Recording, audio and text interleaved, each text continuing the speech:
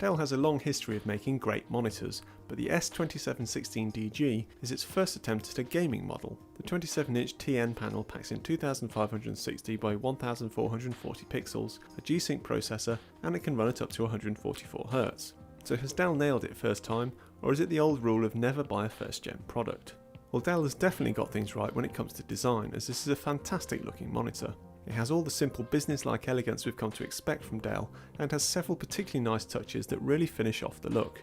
There are super slim bezels that almost completely disappear when the display is off, plus the on-screen display buttons are cleverly hidden on the underside of the frame, where they're easy to reach but don't clutter up the bezel. In fact, the only thing I'm less keen on is the glossy black back, which will show dust, fingerprints and scratches far more easily than a conventional matte finish. The stand though is excellent. Easily assembled and surprisingly lightweight, it still provides a really sturdy platform and offers a full range of ergonomic adjustments. There's also a 100mm Vaser mount on the back. Less impressive is this display's connectivity options. Its G-Sync processor limits it to having just one DisplayPort and one HDMI. That's enough for most people, but non-G-Sync alternatives tend to offer more.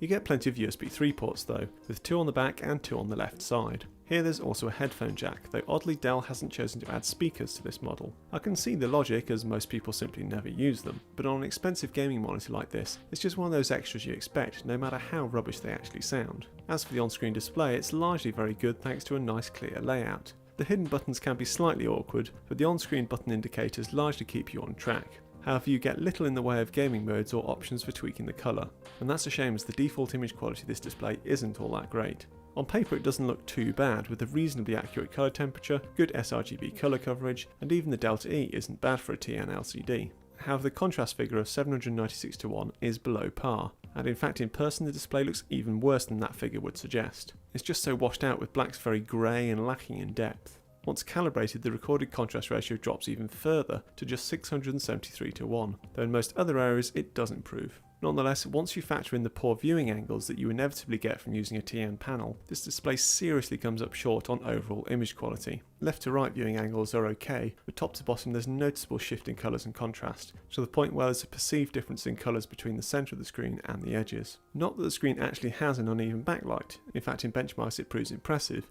with no greater than 6.6% drop in brightness from the centre to the middle, but in real life it doesn't look it.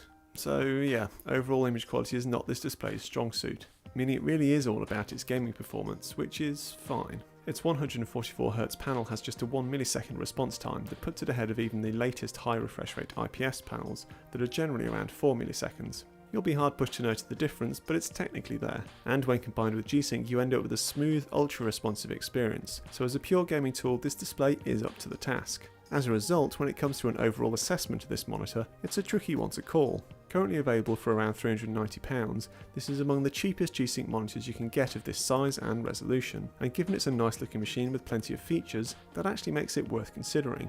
However, if you value overall image quality at all, whether it's for accurately editing your photos, watching video or just generally for desktop use, then the S2716DG really doesn't cut it. Even within the realms of TN gaming panels, there are markedly better options.